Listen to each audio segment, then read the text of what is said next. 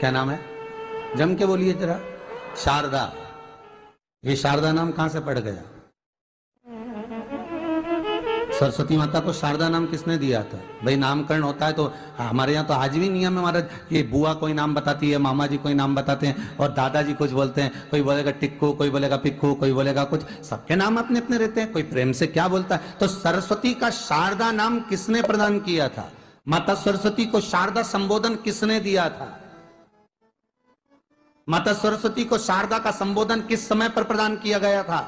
जिस समय पर शंकर और पार्वती भ्रमण पर निकल रहे थे और भगवान ब्रह्मदेव सरस्वती को ढूंढ रहे थे, और माता सरस्वती को ढूंढते हुए ब्रह्मा जब भगवान शंकर की साक्षी में पहुंचे हैं, तब भगवान शंकर से ब्रह्मदेव ने कहा, आप कहीं सरस्वती को देखें तो मुझे भेजिएगा, मेरे पास में भेजिएगा। शंकर भगवान ने उसी समय पार्वती से कहा, पार्वती,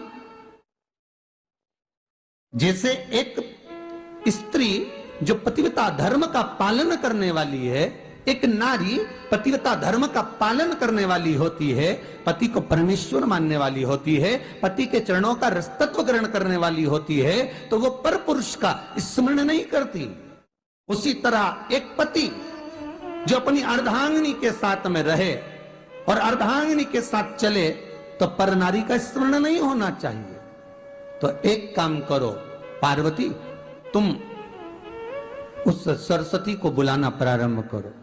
अब पार्वती जी ने कहा, सरस्वती तो मेरी बहन जैसी है, सरस्वती तो मेरी सखी जैसी है, अब मैं उसको अगर बुलाऊं, आवाज दूं, अच्छा नहीं लगेगा। तो माता पार्वती जब ढूंढते ढूंढते ढूंढते ढूंढते शंकर भगवान के साथ में भ्रमण करती करती पहुंची, तो क्या देखती हैं माता पार्वती कि एक सरोवर के पास में माता सरस्वती बैठकर सरोवर में अपना मुखाग्रविंद देख रही थी। श्वेत वस्त्र था मेरा माँ का, और बड़ी सुंदर गले में माला पहन रखी थी माता सरस्वती ने, और एक सरोवर में माता सरस्वती अपने मुख को जब निहार रही हैं, उस दर्पण के भाव में अपने प्रतिबिंब को देख रही हैं, तब उस समय पर माता पार्वती ने कहा, शारदा, सरस्वती को लगा कि मेरा संबोधन ये किसने कहा। पलट कर देखा, सरस्वती ने कहा, पार्वती तुम?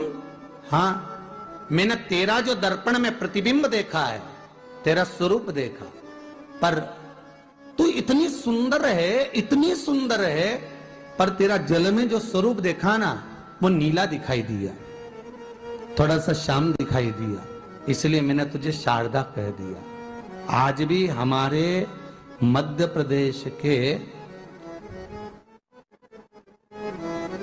कटनी और सतना के बीच में महियर में आज भी शारदा भवानी विराजमान है।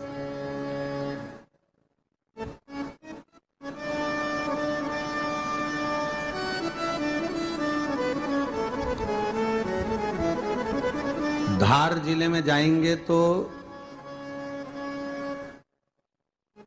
बाग क्षेत्र में मां बागेश्वरी, मां शारदा आज भी विराजमान। कहा, सरस्वती जी पूछी, पार्वती तुमने मेरे को शारदा क्यों कहा? क्योंकि तेरा जो प्रतिबिंब था वो श्याम नजर आ रहा था मुझे।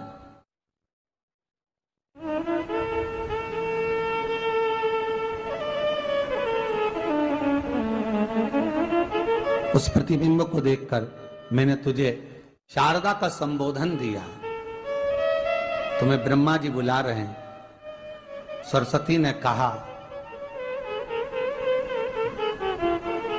पार्वती मैया, दीदी, आपने मुझे जो नाम दिया है, जगत के लोग, संसार के लोग मुझे इस नाम से जब पुकारेंगे, तो ये शारदा, ये सरस्वती स्वयं उसके कंठ पर, उसके मस्तिष्क पर सदा विराजमान रहेगी, ये शारदा बनकर। इसलिए हमारे स्कूलों में, हमारे काव्य ग्रंथों में, हमारे जो कविगण रात्रि को जो काव्य पाठ करते हैं, कविता का स्मरण करते हैं, वो सरस्वती की वंदना नहीं करते, हे शारदे मां, शारदा की वंदना करते।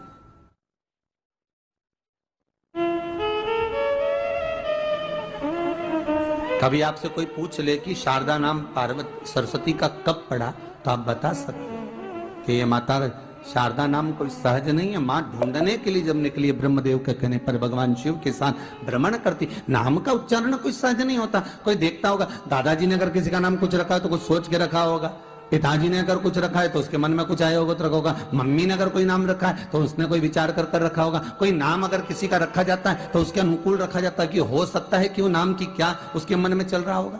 तो शारदा का संबोधन कोई सहज नहीं है। माता सरस्वती का एक नाम शारदा हुआ, इसलिए संबोधन में सरस्वती कम शारदे मां ज्यादा बोला जाता है। आप काव्य पाठ कर लो, नाम जाप कर लो, स्मरण कर लो।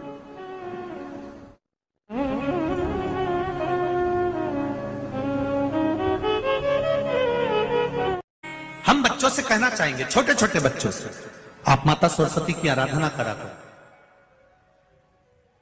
मेरे बच्चों से निवेदन है, कभी जिंदगी में अगर मौका मिल जाए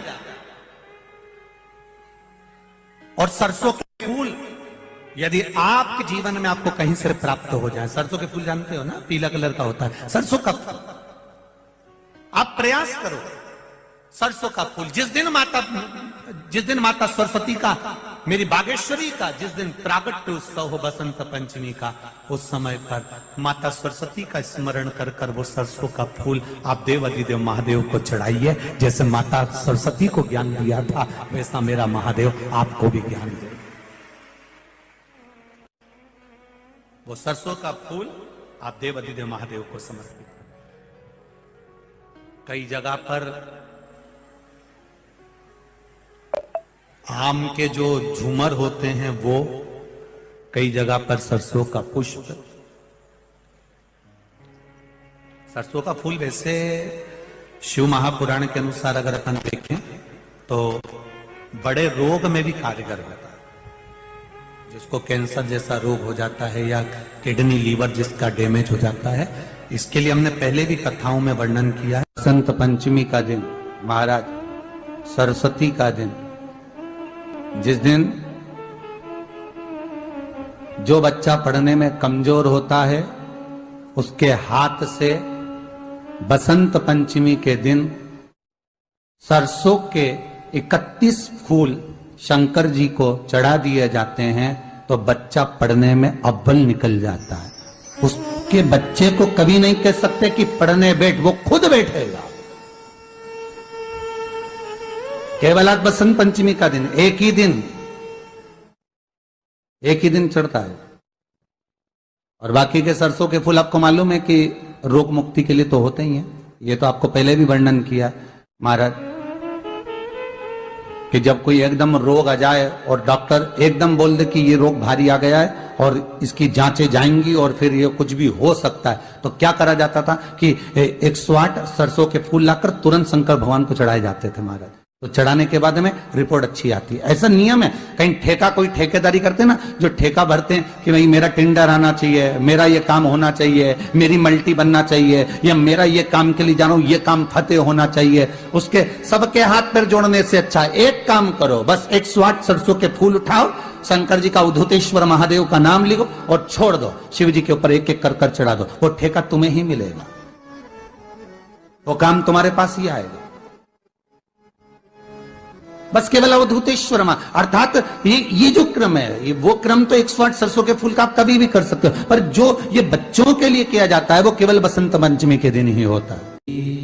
शिवाय नमस्तुभ्यं। शिवाय नमस्तुभ्यं। आप सब भी बसंत पंचमी के दिन आप सरसों के फूल वाला उपाय जरूर करिएगा, आपके सारे कार्य सफल होंगे। श्री शिवाय नमस्तुभ्यम। प्लीज चैनल को लाइक करें, शेयर करें, सब्सक्राइब जरूर करें। श्री